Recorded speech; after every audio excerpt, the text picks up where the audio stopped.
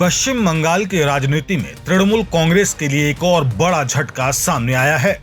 Party के वरिष्ठ नेता और पूर्व मंत्री ज्योतिप्रिय मलिक, जिन्हें राजनीतिक गलियारों में बालू के नाम से जाना जाता है, उन्होंने पार्टी के सभी पदों से इस्तीफा दे दिया है। खास बात यह है कि उन्हें कुछ ही दिन पहले पार्टी की नेशनल वर्किंग कमेटी का सदस्य बनाया गया था, लेकिन एक सप्ताह भी पूरा नहीं हुआ और उन्होंने अपने सभी संगठनात्मक पद छोड़ने का फैसला कर लिया। ज्योतिप्रिय मलिक तृणमूल कांग्रेस के संस्थापक नेताओं में गिने जाते हैं। 1998 में पार्टी के गठन के समय से ही वह ममता बनर्जी के सबसे भरोसेमंद सहयोगियों में शामिल रहे हैं।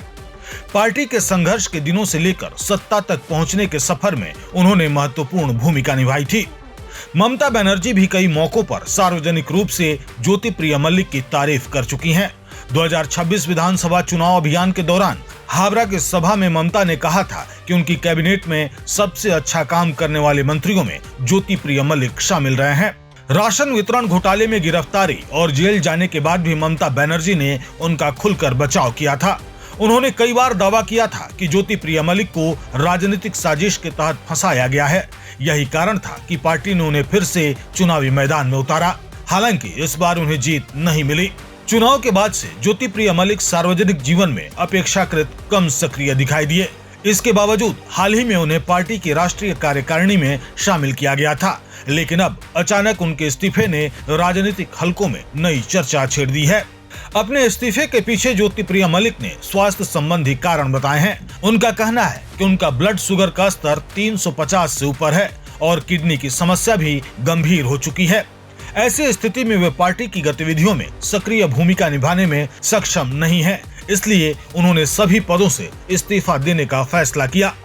हालांकि राजनीतिक विश्लेषक इस घटनाक्रम को केवल स्वास्थ्य कारणों तक सीमित नहीं मान रहे। कई जानकारों का मानना है कि तृणमूल कांग्रेस के भीतर चल रही उथल-पुथल और लगातार सामने आ रहे राजनीतिक संकटों के बीच यह इस्तीफा पार्टी के लिए एक और झटका साबित हो सकता है। पिछले कुछ महीनों में पार्टी के भीतर असंतोष, नेताओं के इस्तीफे और गुटबाजी की खबरें लगातार सामने आ रही हैं। ऐसे में ममता बनर्जी के पुराने और भरोसेमंद सहयोगी का पीछे हटना राजनीतिक तौर पर काफी महत्वपूर्ण माना जा रहा है।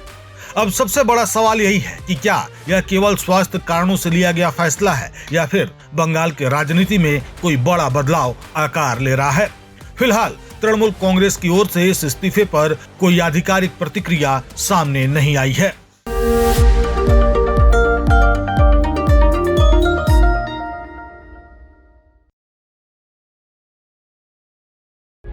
प्रभातखबर.com, विश्वास वही, रफ्तार नहीं।